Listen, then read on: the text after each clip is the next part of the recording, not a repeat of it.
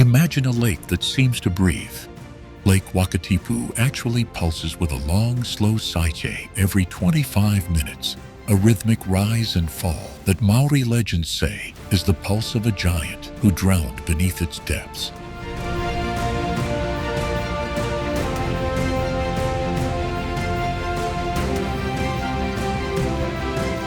From a glacier that pours into temperate rainforest at Franz, Josef, to Tongariro's acid green crater lakes that change color with volcanic moods.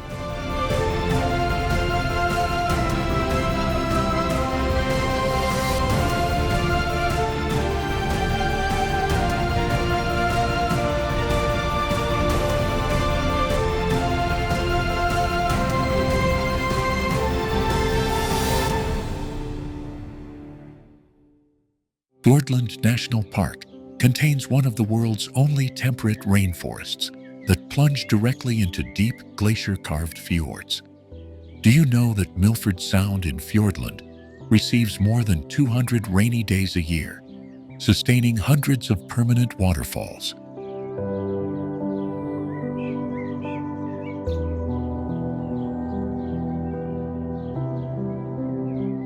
Those waterfalls etch the sheer granite walls, creating curtains of water that reappear with every cloudburst.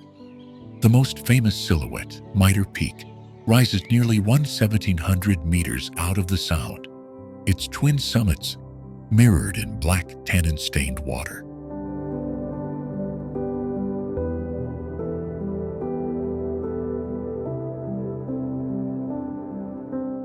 From the glassy surface of Lake Tekapo, the road winds and folds until it disappears into the narrow mouth of Milford Sound. Further south, Doubtful Sound lies deeper and quieter, where rain muffles human voices and islands of native forest float like green fortresses.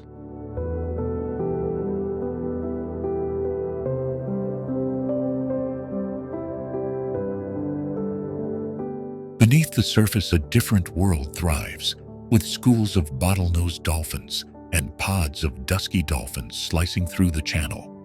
Rare sightings of Fiordland crested penguins, called tawaki, happen on remote beaches and rocky ledges night after night.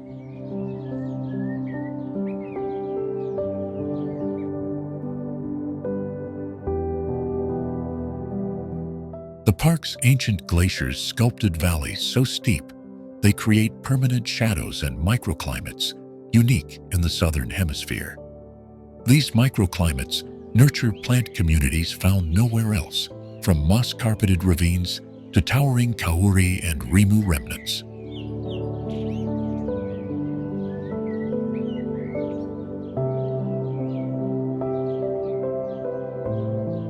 Hikers on the Milford Track move from alpine tussock through moss-draped forest to the Sound's rocky shore in a single day. The Kepler and Rootburn tracks stitch Fiordland to the Alpine ranges, leading back toward the glacial lakes of Aoraki Mount Cook country.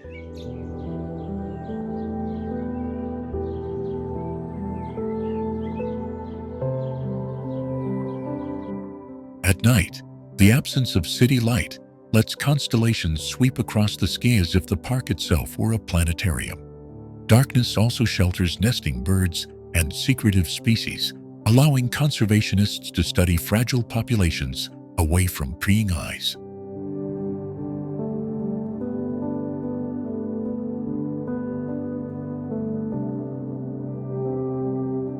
Conservation here is relentless, with pest control and predator-free sanctuaries, hunting stoats, rats, and possums to protect endemic life.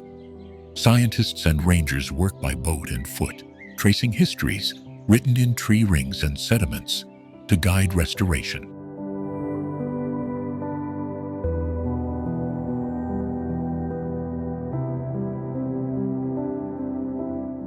The Sounds themselves are living museums of geological time, where glacial outflows and seawater mix in complex layered ecosystems. Every inlet holds a chapter. Seals bask on granite ledges, while kelp forests sway just below the surface.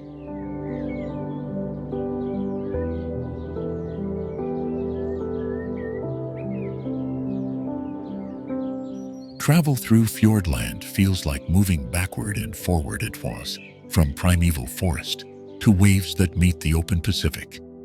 And as the mist clears, each viewpoint folds into the next, linking Milford, Doubtful, and the dozens of hidden arms that make Fiordland a mosaic of wild water.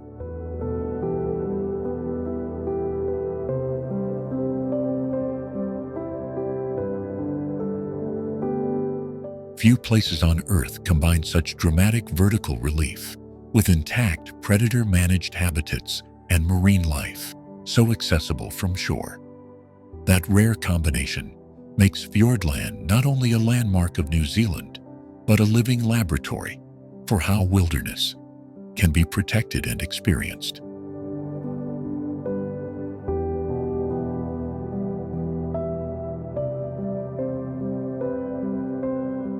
If you follow the waterways outward, the park's story widens into the Southern Ocean and the wider rhythms of the planet's climate. Come the next chapter, we will trace those currents and the species that ride them back toward the subtropical north.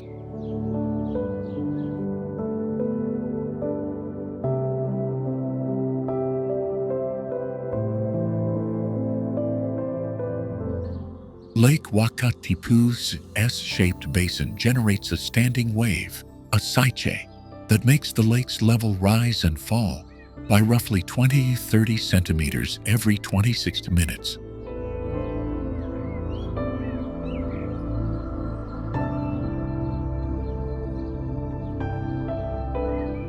Do you know that Lake Wakatipu, New Zealand's third largest lake, produces this rhythmic pulse because its narrow, curved form traps wind-driven sloshing that reverberates for hours?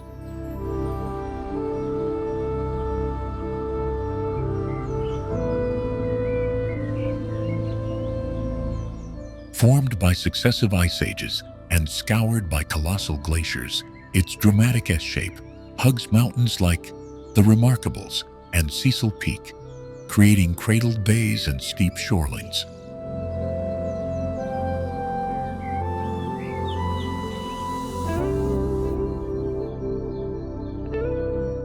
At its deepest points, the lake drops to around 380 meters, holding cold, clear waters that mirror the peaks and carry sediments that tell the story of ancient ice.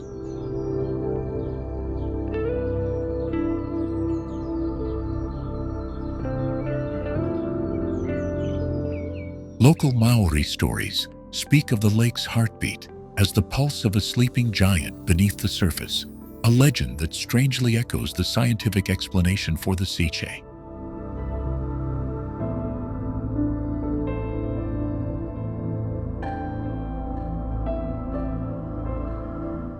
Those twin threads, myth and measurement, shape how people relate to the shoreline, from Queenstown's lively waterfront to the quieter, reed-lined arms near Glenorchy.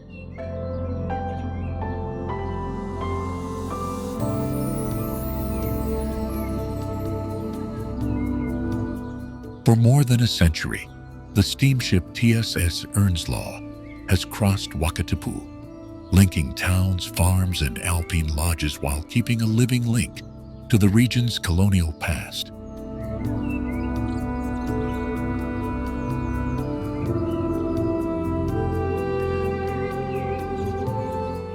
The lake's waters flow out into the Kawarau River, carving gorges and feeding downstream adventures, including the place where commercial bungee jumping was born.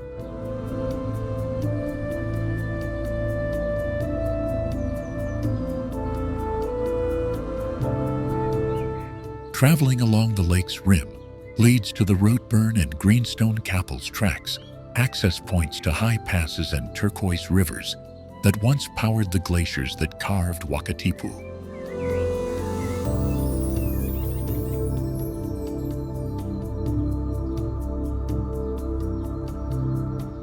At the northern head, Glenorchy and the Dart Valley open into landscapes that doubled as Middle-earth on film, their braided rivers continuing the lake's geological narrative upstream.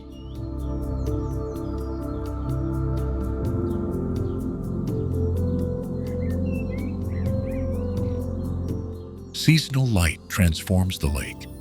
Summers reveal crystalline blues and sharp mountain contrasts, while winter brings silvered peaks and an intense, reflective stillness.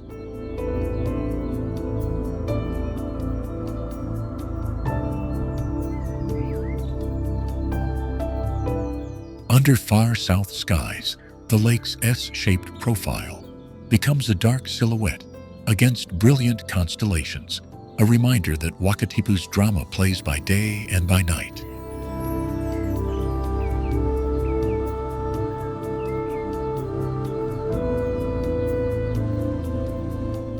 Beneath the surface, native galaxiids live alongside introduced trout, and ongoing conservation efforts aim to protect both water quality and the livelihoods tied to tourism and farming.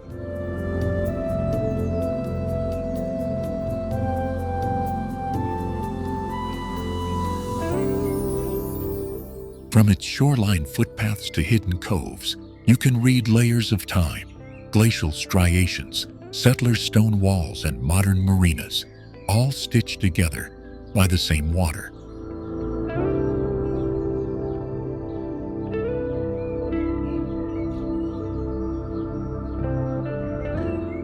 From Lake Wakatipu, the rivers and passes point the way into Fiordland, where glaciers continued their work on a grander scale, carving fjords that answer the lake's geological story.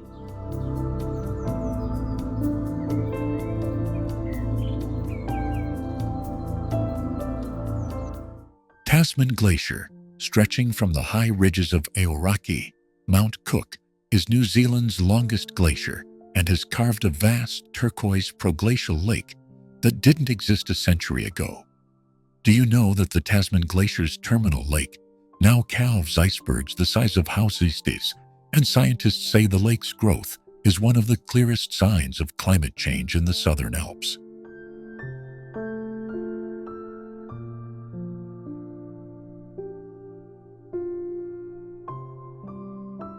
Beneath that shimmering surface, researchers have discovered ancient bubbles and microbes frozen for millennia, offering a living archive of past atmospheres and rare ecosystems. As the ice retreats, it exposes polished bedrock ridges and strange crescent-shaped moraines that record violent surges the glacier made during colder centuries.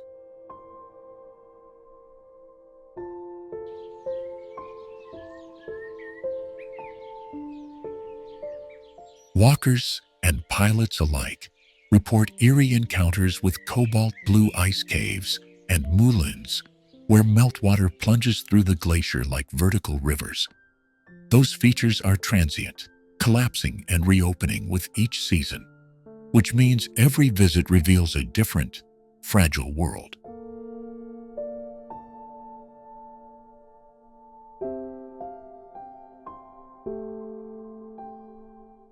The Tasman's ice is deceptively heavy and quietly mobile, moving meters each year while carving valleys that funnel melt into braided rivers below. What many visitors miss is that those rivers carry not just water, but silt and stories.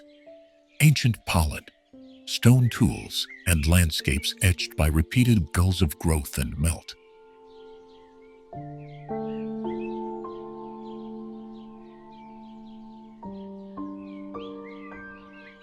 Tour boats on the proglacial lake navigate among towering icebergs, each face polished and milky from trapped air, reflecting light that makes them glow an otherworldly blue. Photographers chase that light, but glaciologists chase the data. Ice cores drilled here preserve climate footprints, stretching back thousands of years.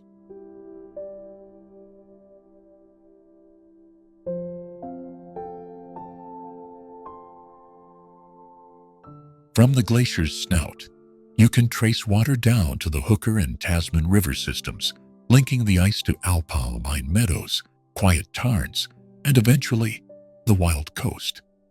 That continuum, the ice, the rivers, the plains, connects Tasman Glacier to the surrounding landscapes and to human stories of exploration and stewardship.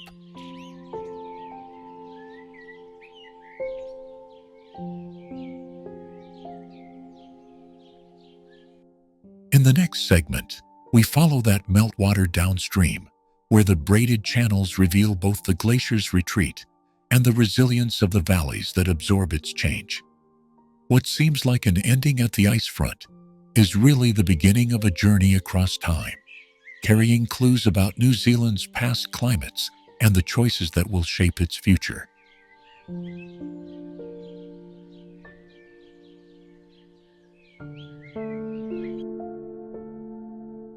Standing at the moraine, you feel the scale of that change, and the urgent question it poses is, how do we live with a landscape that keeps rewriting itself? And as we leave the glacier's cold breath behind, the tale flows on toward alpine lakes and the towering spires of Aoraki, where the next surprise awaits.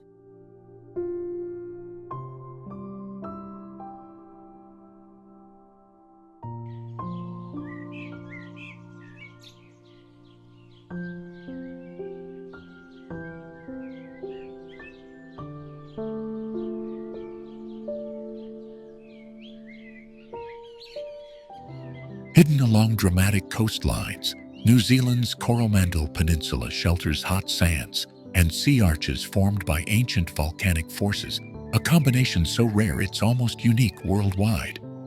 Do you know that at Hot Water Beach on the Coromandel Peninsula, visitors dig shallow pools in the sand that are heated by geothermal springs beneath the shore?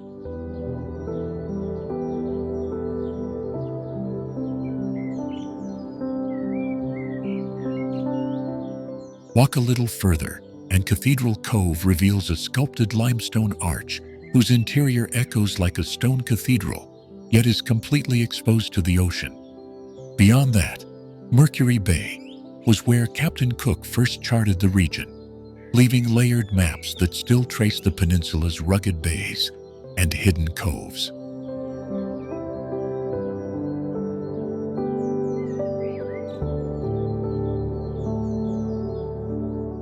The peninsula's forests hide kauri giants and rimu that once fed a thriving timber trade.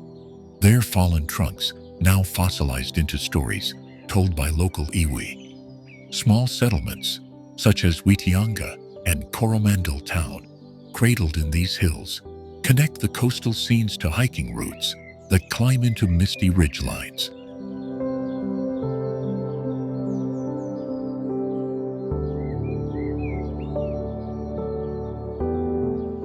Follow the Kawairanga Valley and the Pinnacles Track, and you cross swing bridges and volcanic pinnacles that reveal panoramic ridgelines rarely seen outside islands of the Pacific. Along the way, secluded tidal pools and glowworm caves appear like private theaters of light, each pocket of darkness a counterpoint to sun-baked beaches.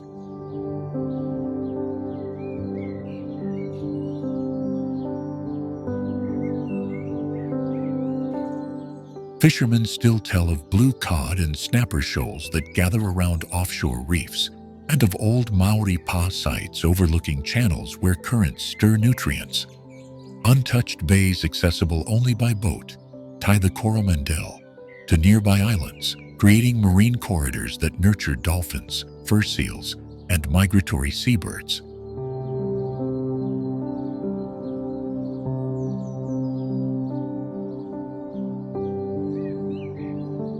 Local artisans carve silver and bone inspired by shells and native motifs, making towns feel like living galleries that connect culture to coastline.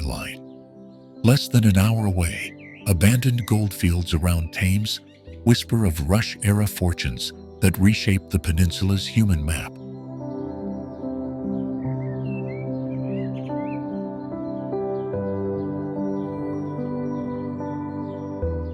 In a single day, you can thermally bathe in sand, paddle through sea caves, hike to volcanic summits, and still find a remote bay where the only footprints are your own. The Coromandel's secrets fold into one another, beach to cave, forest to summit, promising discoveries that keep calling visitors deeper inland.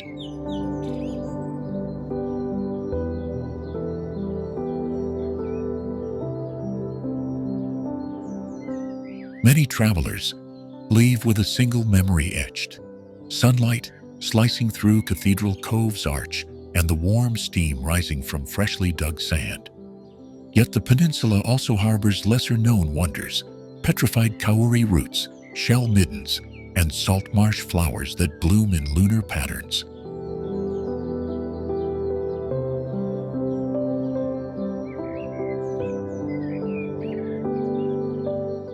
Nightfall transforms the coastline. Phosphorescent tides and clear southern skies steal the day's colors and reveal constellations framed by jagged headlands.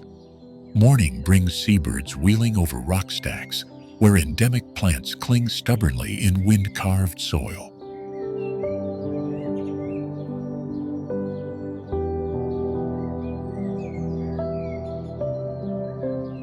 Each trail and inlet stitches together stories of geology, Maori guardianship, and settler ambition, making the Coromandel an open-air archive of island life. If you think you know New Zealand's beaches, the peninsula rewrites the script, mixing geothermal warmth with ocean chill in ways that still surprise even seasoned explorers.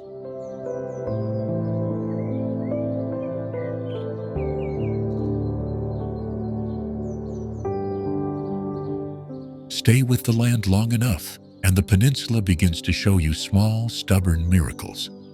A freshwater spring in the dunes, a cave painted with iron deposits, a hidden lookout with a view so private it feels like discovery.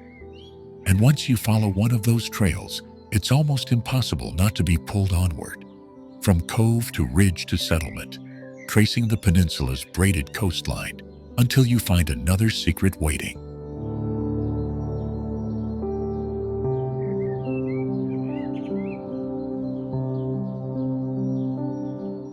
Franz Josef Glacier barrels down from the southern Alps into a temperate rainforest, making it one of the few glaciers in the world to reach such low elevations.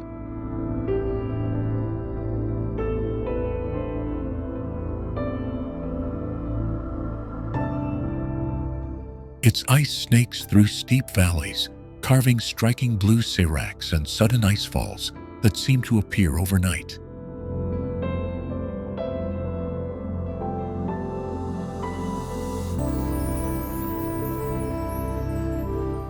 Dozens of meltwater streams feed the Waiho River, turning from glassy ice to rushing torrents that reshape the landscape each season.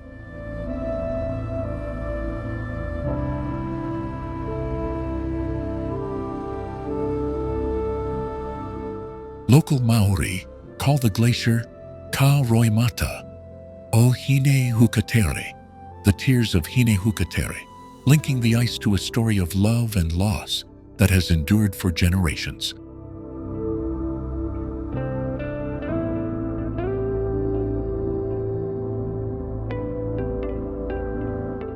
Visitors who helicopter above the glacier often describe feeling as if they are looking at a living organism with ribs of ice and veins of blue running through it.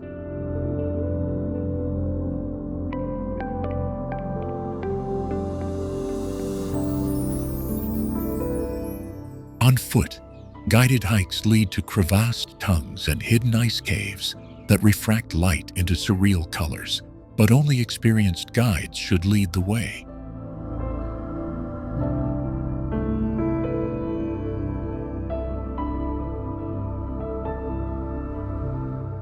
Unlike many polar glaciers, Franz Josef's fortunes can change quickly. It has advanced and retreated dramatically within a single human lifetime.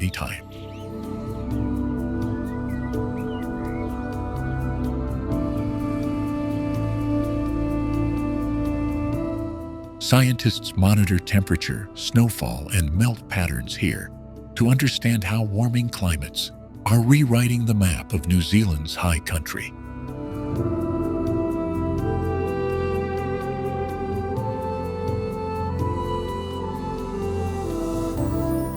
The forest that flanks the ice is dense with tree ferns and kamahi, forming an unlikely green border to ancient blue ice.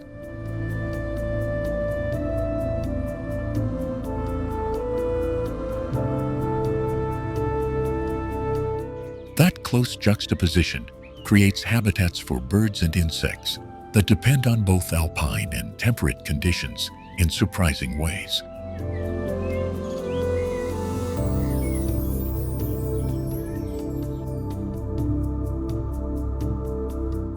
Walks from the village of Franz Josef offer access to viewing platforms, but the most intimate perspectives come from short heli hikes that drop you onto icy ridges.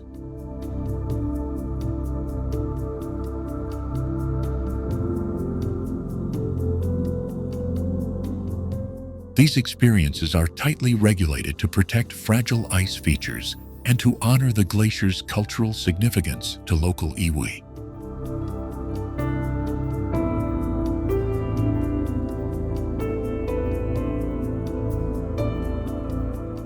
As melt accelerates, new proglacial lakes emerge and the Waiho River channel shifts, reminding us that the glacier is not a static monument, but a changing force.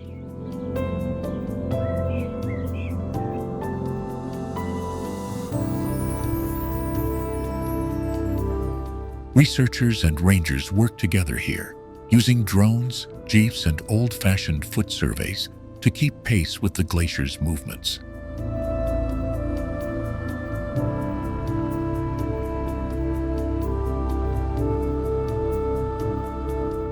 The story of Franz Josef is both geological and human, from the tectonic uplift that birthed it to the communities that now balance tourism with stewardship.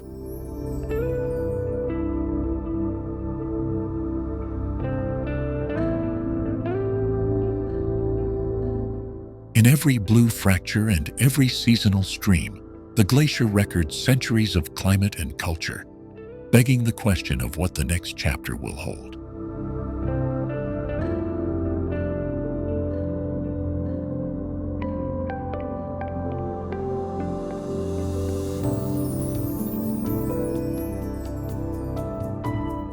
Milford Sound's Mitre Peak thrusts 1,692 meters straight from the fjord, one of the planet's rare mountain faces that rises directly from sea to summit.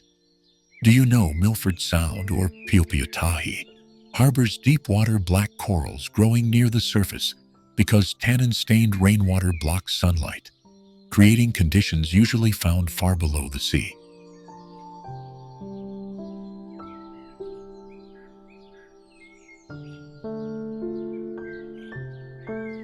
Glaciers carved this dramatic fjord over millions of years, and the scars they left are visible as sheer cliffs and hanging valleys with waterfalls that appear and vanish with every storm. Sterling Falls and Bowen Falls still tumble hundreds of meters into the dark water, but most visitors never learn how fleeting some streams can be between downpours.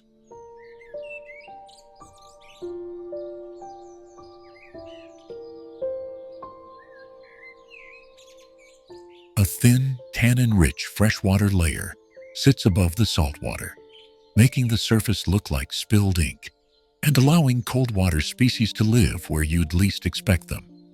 That same layer nurtures an ecosystem where bottlenose dolphins, New Zealand fur seals, Fiordland crested penguins, and rare deep-sea corals brush shoulders in the same shadowed realm.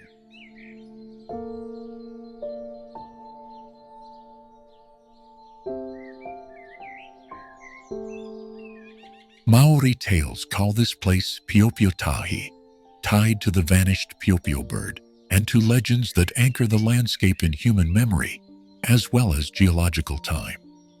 European explorers misnamed it a sound, yet its true identity as a glacially carved fjord links it intimately to the high peaks of the Southern Alps and the ice that once ruled them.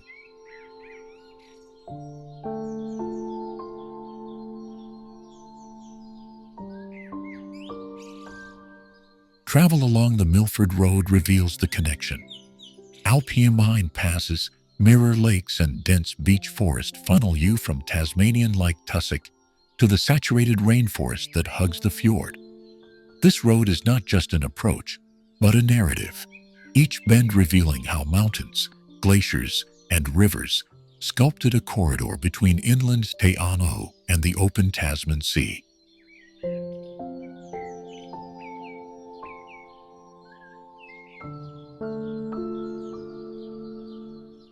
Under its storm-washed skies, Milford Sound refuses simple description, its moods shifting from glassy stillness to thunderous sheets of falling water within minutes.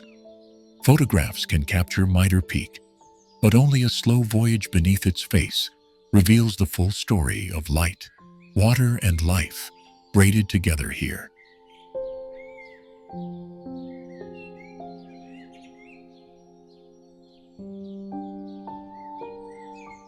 Conservation efforts now protect the fragile balance as scientists study how climate shifts and tourism pressures could alter the delicate freshwater curtain and the species it shelters.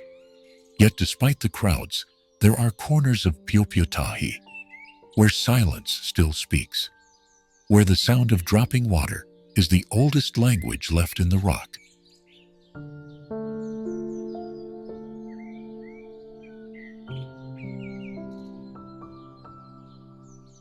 By the time the boat turns back toward the Tasman, you begin to understand why writers called this the Eighth Wonder, and why every visit rewrites what you thought you knew about mountains and sea. Milford Sound keeps its secrets close, and each new storm writes another line in the long, wet history of Fiordland.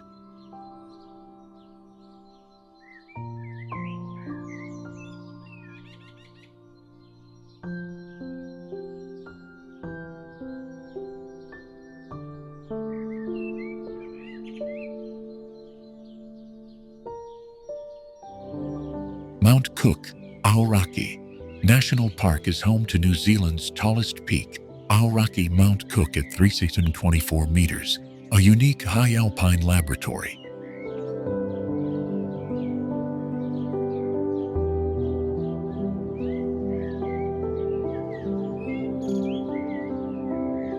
Do you know that Aoraki hosts one of the world's densest networks of active glaciers, including the Tasman and Huka systems that continually reshape the landscape?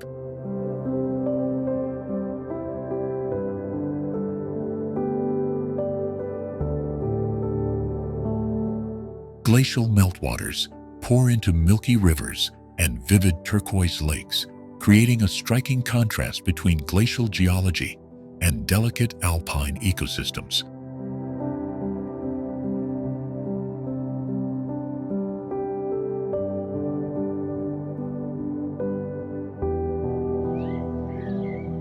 Walking the Huka Valley Track brings visitors over swing bridges, moraine fields, and to an icy lake strewn with sculpted icebergs beneath the summit.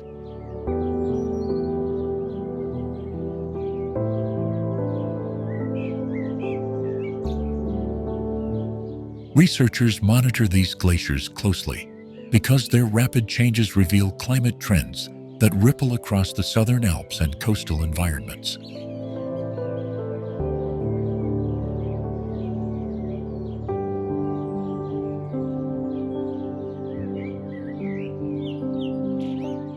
The Tasman Glacier's growing terminal lake now links Aoraki's ice with the Mackenzie Basin and the turquoise expanse of Lake Pukaki downstream.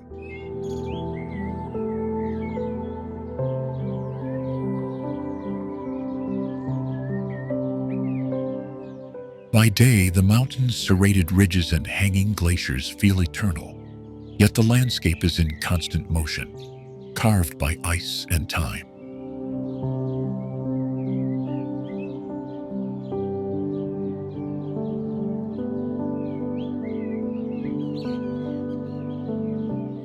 At night, the region joins the Aoraki, Mackenzie Dark Sky Reserve, where the Milky Way arches so clearly it becomes another mountain of light.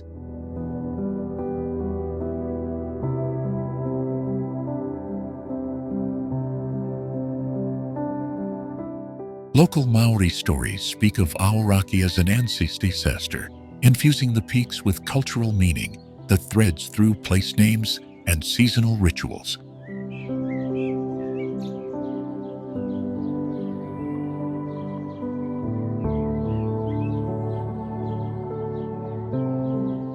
Alpine plants cling to rocky ledges, and cheeky kia parrots probe packs, reminding visitors that life adapts even where conditions appear most severe.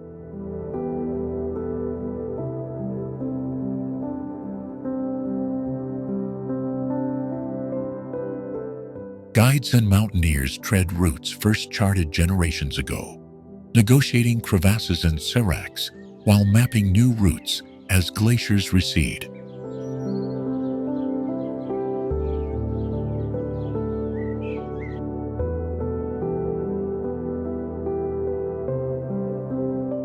Every path here connects to another feature, so a hike from valley floor to glacier tongue naturally opens into views across lakes, plains, and distant coastlines.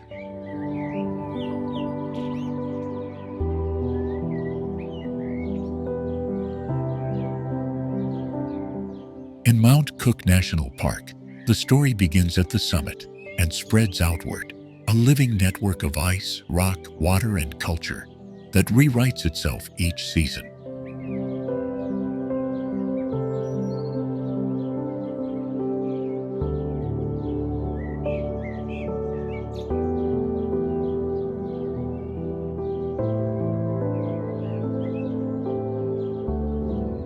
Abel Tasman National Park is one of the few places on Earth where native temperate rainforest plunges directly onto long stretches of golden sandy shoreline.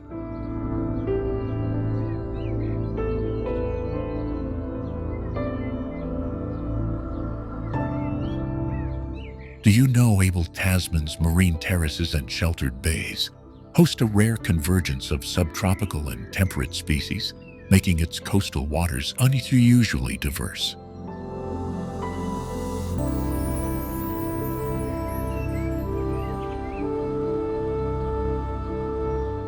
The park's famous coastal track threads along sun-blushed bays and granite headlands, turning every bend into a new revelation.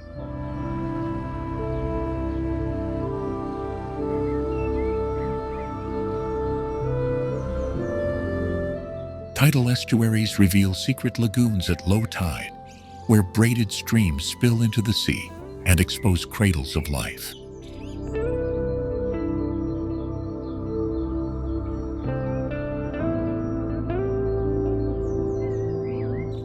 Ancient pohutukawa trees cling to cliff edges, their red blooms punctuating summer skies with sudden color.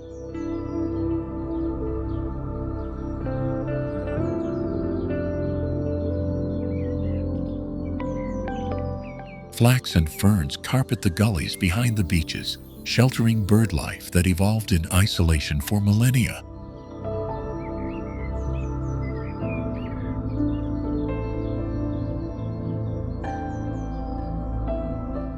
Look closely, and you'll find rock pools teeming with a mashup of kelp, kina, and tiny shellfish, each tide rearranging the tableau.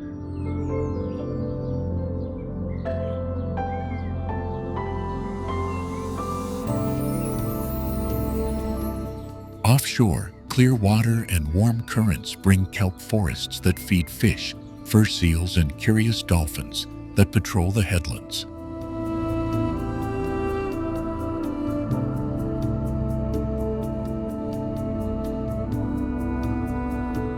Tonga Island Marine Reserve, a short boat ride away, is a living classroom of reef life and underwater pinnacles.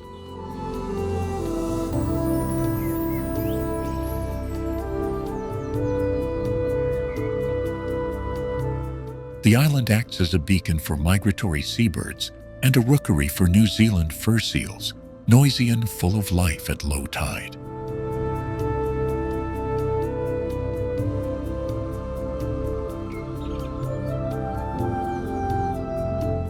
Kayakers drift past sculpted sandstone arches, while trampers follow paths that were once Maori hunting trails, connecting landscape and story.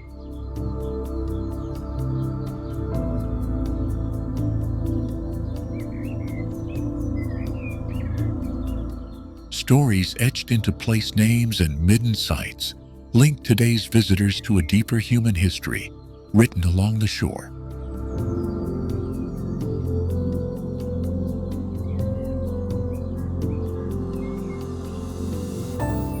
At low tide, hidden coves reveal golden sands that reform daily with every swell and whisper of wind.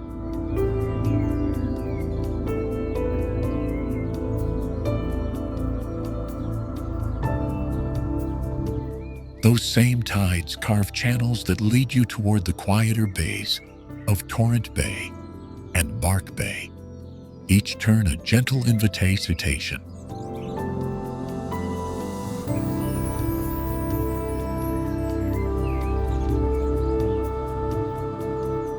Each bay feels like its own world, shifting from sunlit beaches to ferned gullies in a single hour.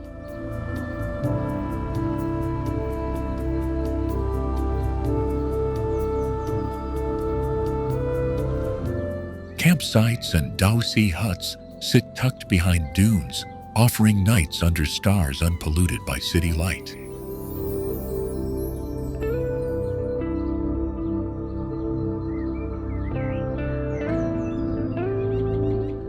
As you walk north, the coastline curves toward Golden Bay, where Abel Tasman's soft edges meet wild estuaries and sandspits oofits.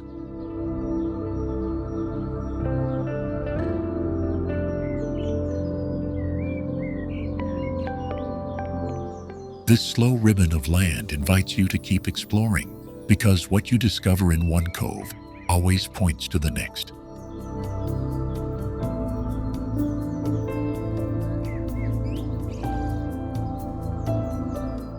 Visiting Abel Tasman is less about ticking a famous spot off a list and more about letting the coast reshape your expectations.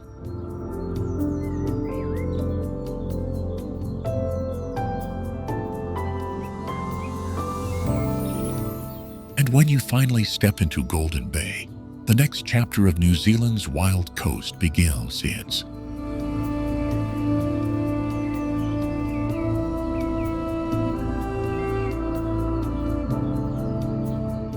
So fold Abel Tasman's tiny worlds into your memory and let them lead you onward along Aotearoa's sunlit rim.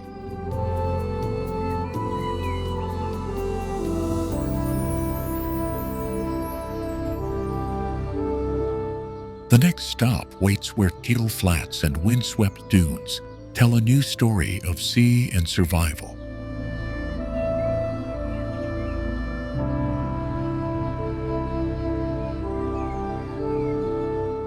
Lake Tekapo holds one of the planet's clearest and darkest night skies as the heart of the Aoraki Mackenzie International Dark Sky Reserve.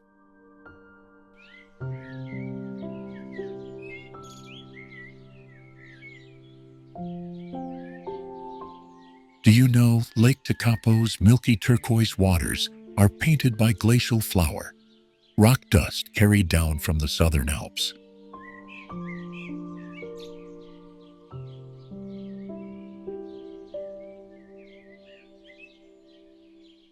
On the southern shore, the tiny stone church of the Good Shepherd frames that turquoise expanse with an intimate human story.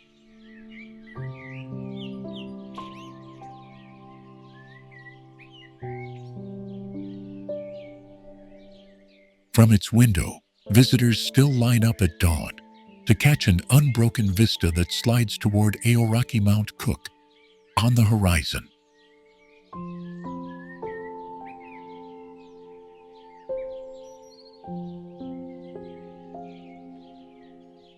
Those same glaciers that feed the lake carved the Mackenzie Basin into a moonscape of tussock and braided rivers that change with every season.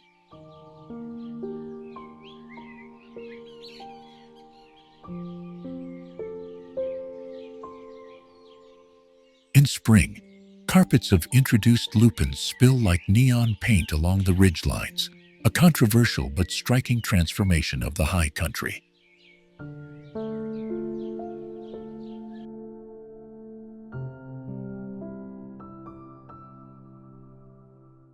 Hidden beneath this beauty is a quieter history of harnessed water, canals, and hydroelectric schemes that turned mountain melt into the lights of distant towns.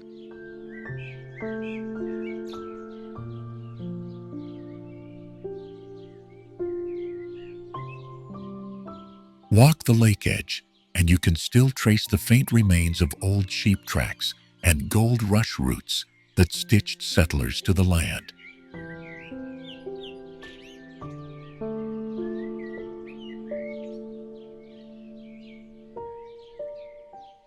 Atop Mount John, an observatory watches the heavens and records secrets few populated places can know, cataloging meteor showers and faint galaxies.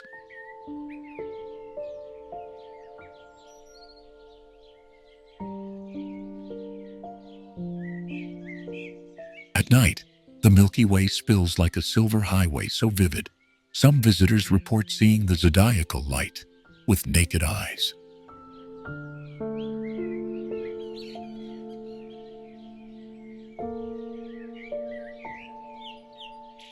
For adventure seekers, Tekapo is a hinge.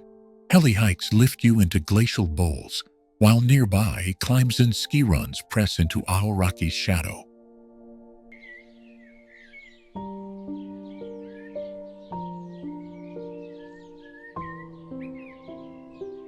Thermal pools at Tekapo Springs provide an earthy counterpoint, where warm mineral water meets alpine panoramas and steam drifts into cold air.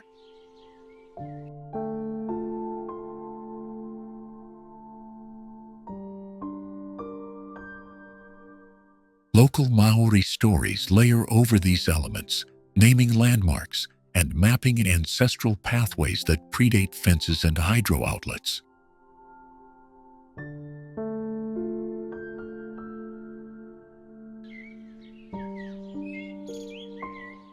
Those narratives reveal how the land's water, light, and stone were not resources to be tamed, but relatives to be respected.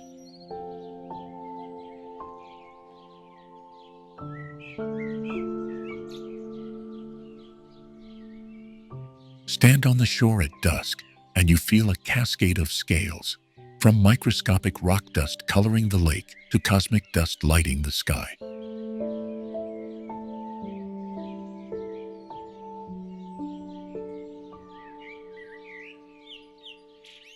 That same cascade connects Tekapo to Aoraki and the Southern Alps, to rivers that braided this basin and to the human hands that shaped its canals.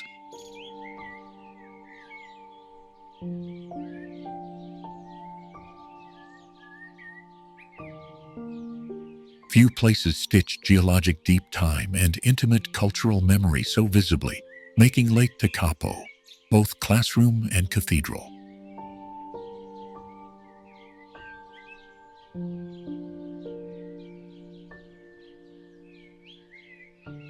In the next section, we will trace one surprising way the lake's water has shaped industry, tourism, and local conservation battles.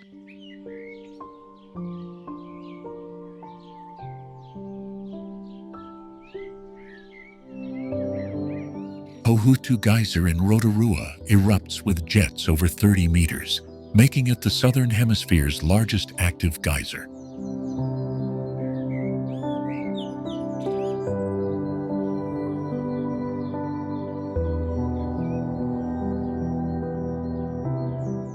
Do you know the Maori village of Wakarawarawa has been living directly atop steaming vents and mud pools for centuries?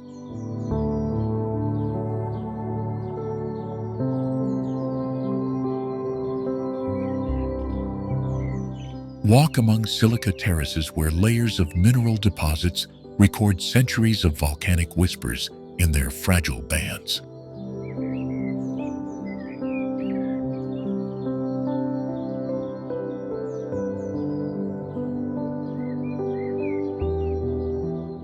Stay close to steaming fumaroles, and you can smell the sulfur that has marked these valleys since the Taupo eruption.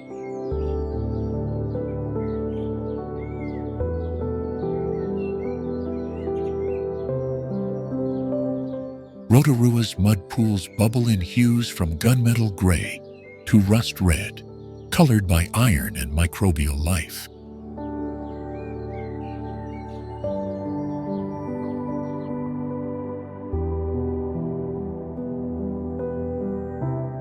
At Te Puia, geothermal powwow meets living culture, where Pohutu's thunder complements carving and weaving, taught by local Hiwi.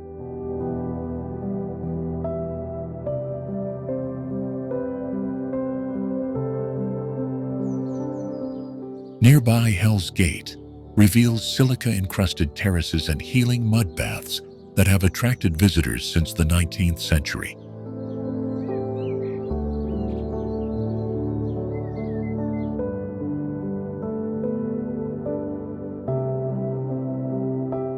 Less known, the Wakarowarawa forest shelters hidden steaming clefts where condensation feeds tiny hot springs among ancient pines.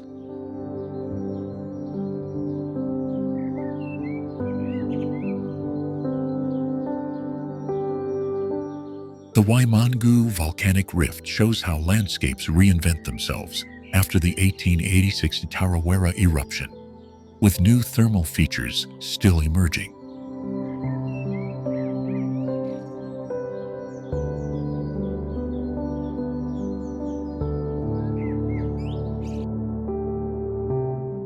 Boat rides on Frying Pan Lake at Waimangu expose you to one of the world's largest hot springs, steaming and unstable.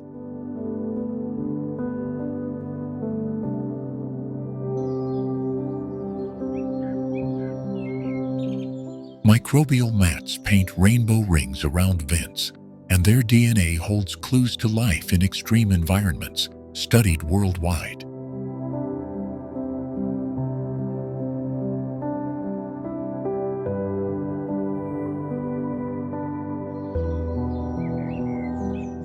Scientists study these thermophiles for enzymes that inspire industrial processes and biotechnology advance.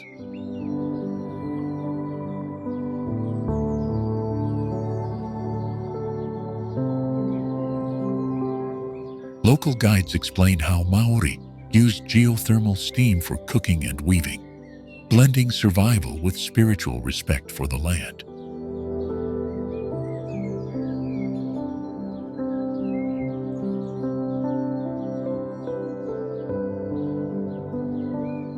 Every hot spring has a name and a story, connecting hydrothermal chemistry to Wakapapa and contemporary conservation efforts.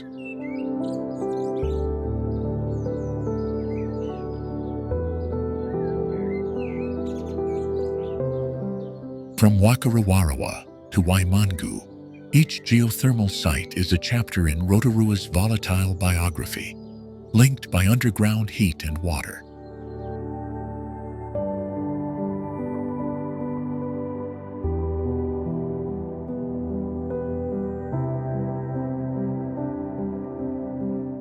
Walk one ridge, and you move from Maori village steam to remote rifts where the earth still remembers eruption.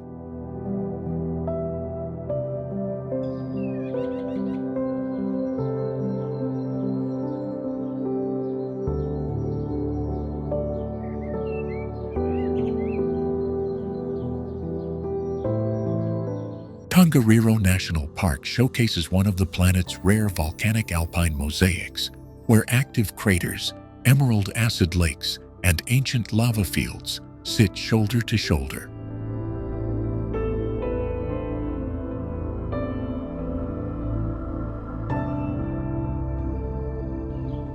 Do you know, Tongariro's emerald lakes can shift color from deep teal to sickly green overnight, as acidic minerals and geothermal gases remix the water's chemistry.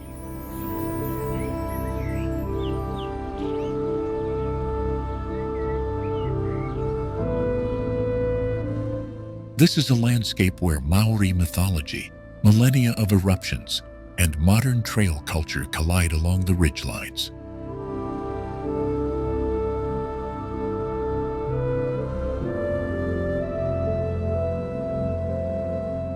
Mount Ngauruhoe, Mount Tongariro, and Mount Ruapehu form a volcanic trio whose slopes record both fiery outbursts and centuries of sacred human stewardship.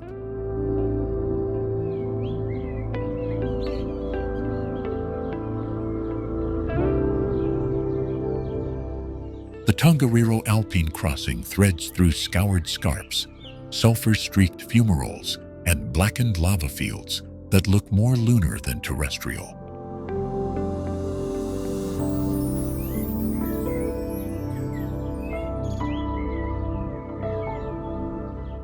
Hikers pass crater rims that still breathe heat and stare into bowls stained by mineral-rich runoff, wondering how such intensity can sit within a single day's walk.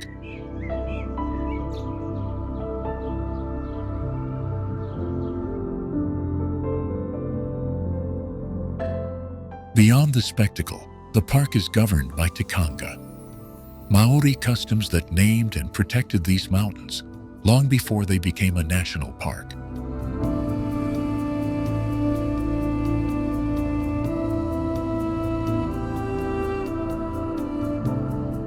That cultural guardianship helped secure Tongariro's unique recognition on the world stage for both its natural power and its deep human meaning.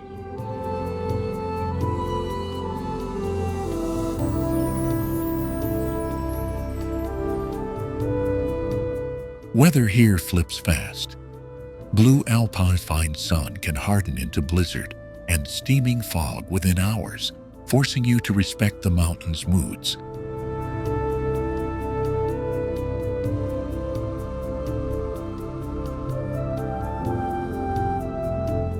Scientists monitor chemical shifts in lakes and gases disease, while photographers chase the rare light that paints sulfur and snow in impossible contrasts.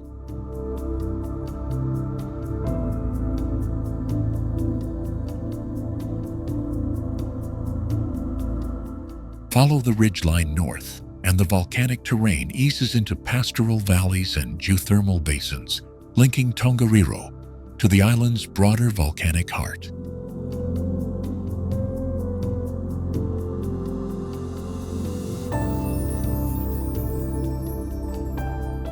To step into Tongariro is to walk the boundary between fire and life, and to carry forward stories, science, and stewardship that bind this fiery cathedral to the communities around it.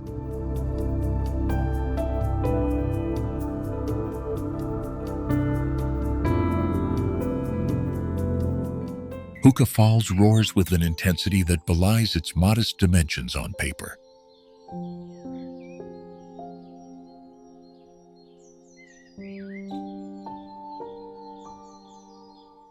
Located just north of Lake Taupo on the Waikato River, the falls funnel up to 220,000 liters of milky blue water every second through a chasm just 15 meters wide.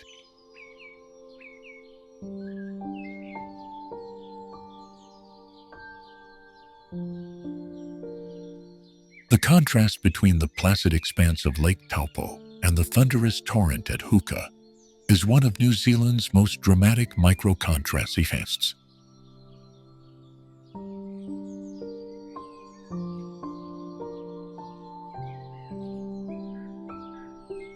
Visitors can feel the river's power from observation platforms that let you watch water carve rock with relentless force and a strange, almost luminous turquoise sheen caused by finely suspended particles.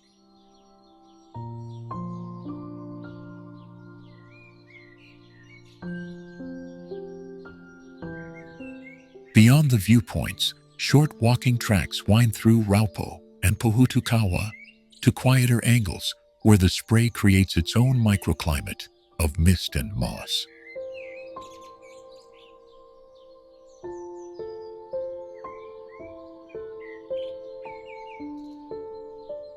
Adventure seekers swap that hush for a different kind of thrill, launching jet boats and whitewater rafts that skim the boiling surface and race the current toward the falls.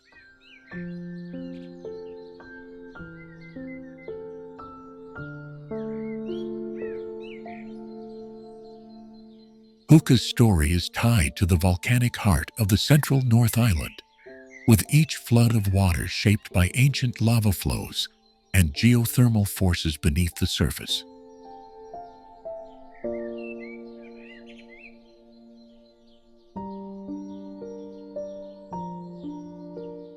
Just downstream, you can follow the Waikato's calmer stretches toward the geothermal power stations and hot springs that help explain the region's otherworldly landscapes.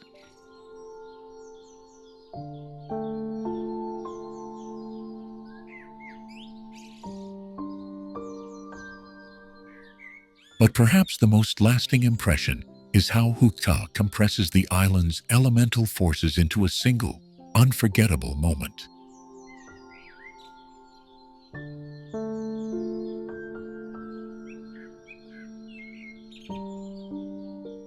As you leave the lookout and follow the river's downstream curve, the landscape eases, but the memory of that raw power follows, shaping every bend in the journey.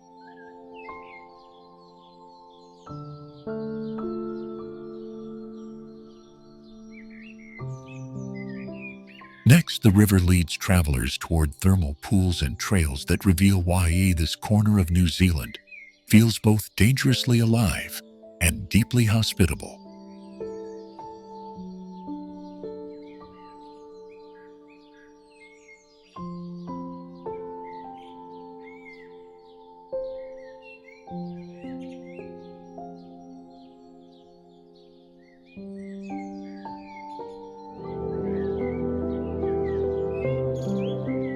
From the glacier-carved fjords of Fiordland and mirror-like Milford Sound to the silent, blue-ice rivers of Franz, Josef, these landscapes seem to invent new rules for wonder and scale.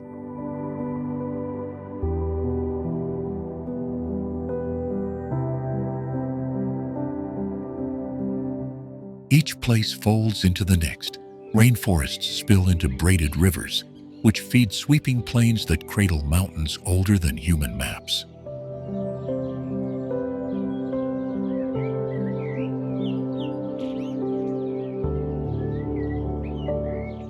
We drift from the geothermal heart of Rotorua, where the ground breathes steam and mud pools bubble with primeval energy, to the volcanic spine of Tongariro, whose crater lakes keep the memory of eruptions alive.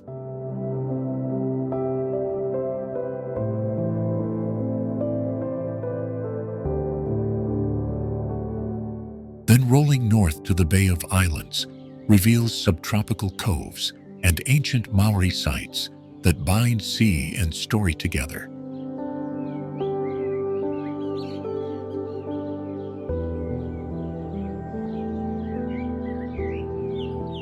Further south, the Canterbury Plains open like a painted canvas that leads your eye up to the jagged silhouette of Aoraki, Mount Cook, where glaciers whisper toward the Tasman Sea.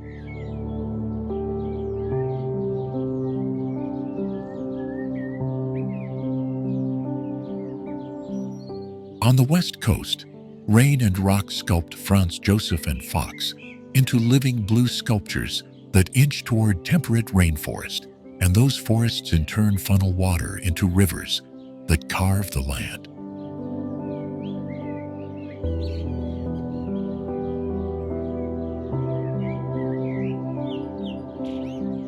Beneath the green hills of Waitomo, tiny glowworms stitch constellations into limestone caves, a subterranean planetarium that will alter how you measure time.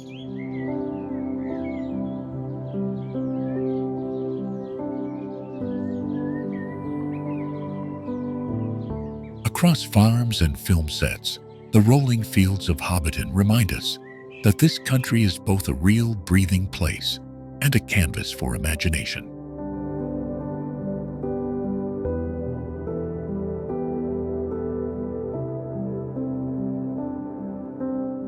Through it all, Tangata Wenua and later arrivals have woven stewardship and storytelling into every valley and harbor, giving each natural wonder a human heartbeat.